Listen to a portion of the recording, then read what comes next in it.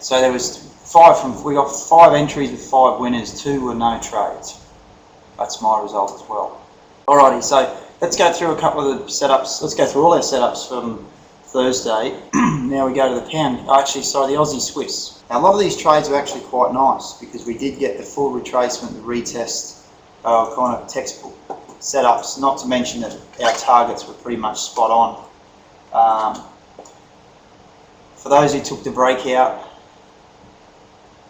candle, if not, there's a perfect retracement. Have a look at this, is interesting. It retraced back to our original trend line, but it tested it, right? Tested the trend line, but look what held, this Fibonacci cluster. It's a 50 and a 38 level. That's what held. And it just rolled over, gave a nice, what pattern's that one, guys? Those for your candlestick traders. As good as, well, you know, on a 1 hour Forex chart. The heads up was the rejection candle. There's your heads up, even though it was green. That was the heads up, but we still waited to see more. We had an inside bar next, didn't we? An inside bar, spinning top, and then away we went. And there's our target at the 100% expansion down here. That trade delivered about 75 pips forward. Aussie Swiss, and CAD also. Okay, broke out, chugged away. Now about here, a lot of people were saying, well, we've missed out, you know, 1, 2, 3, all these hours later, and it came back and bounced before hitting our target was here. That was our target. It actually went to the 127 expansion on this instance. Our target's here at the 100. We always play it safe. You can get a measured move out of these things, they are good. So pound CAD, there's our measured move. Notice that I'm not using, if we use this overall move here for our ABC, so if we had started here instead of here, probably would have been pretty close to the exact target. Okay, went even a bit further, but I like to be a little bit conservative. Excuse me. I like to be a little bit conservative with my targets. Now, my theory is, okay, from there to there might be, say, whatever, 70 pips. That's enough. That's good. That's good profit taking.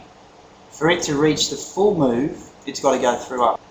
That's why I'm always taking the conservative target over the maximum. I'm not trying to squeeze or wring every pip out of it. We don't need to. That's why you'll see sometimes you go, how come you're not starting your ABC at the very start of the move?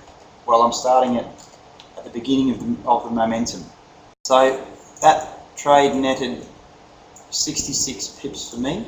Pound yen. Now, this was an interesting setup because remember we said we had a bearish flag, but there was a few ways to look at this one.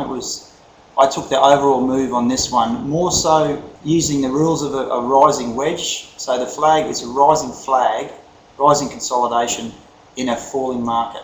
Okay, that's a continuation signal. But we didn't actually trade that signal, we just noted it was there.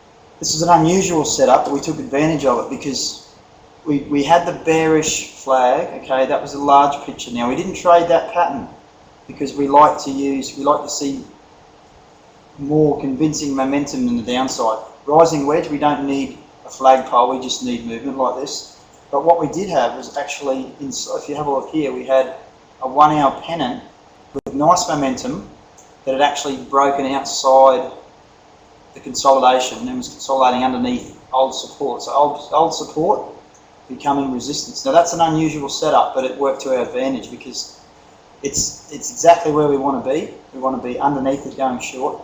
But we cheated, we stole this target. We went A, B, C, which was a bigger target. We were looking for D all the way down here.